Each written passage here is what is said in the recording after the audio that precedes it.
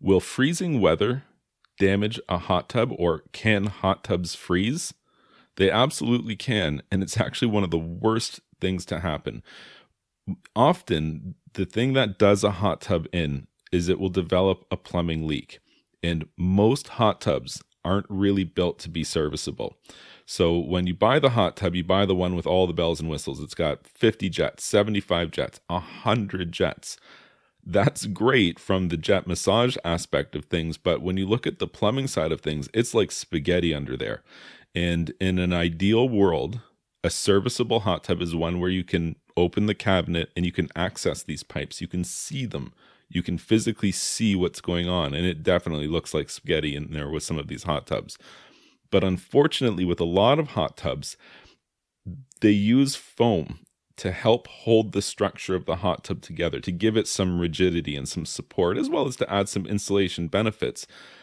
But a byproduct of this is the plumbing gets entirely encased, completely embedded in foam.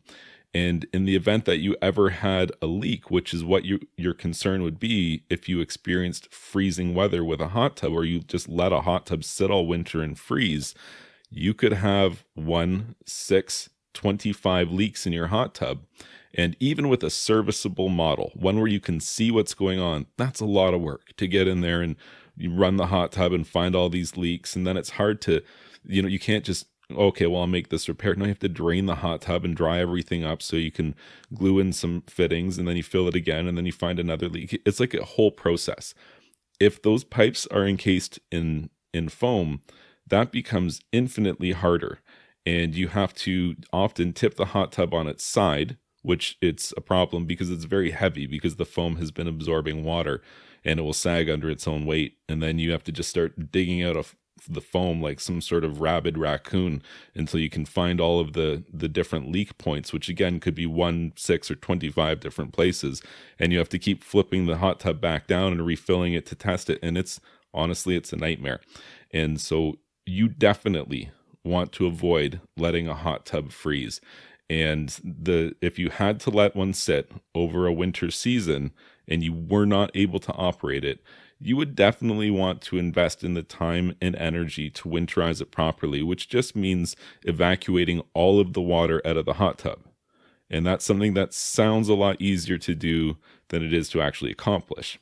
And if this hot tub was important to me, I might explore hiring a professional to winterize it for you, because it's actually kind of difficult to winterize a hot tub. Just as I've said, there's so many pipes going on, and even worse than that, oftentimes those pipes will share air and water. So you'll have a jet, but the jet uses a water supply side and an air supply side.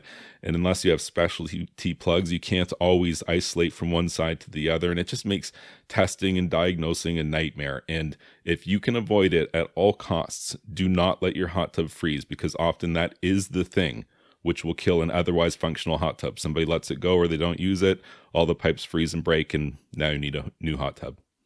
If you found this information helpful, please be sure to like this video and subscribe to my YouTube channel. And you can check out my website, swimmingpoolsteve.com.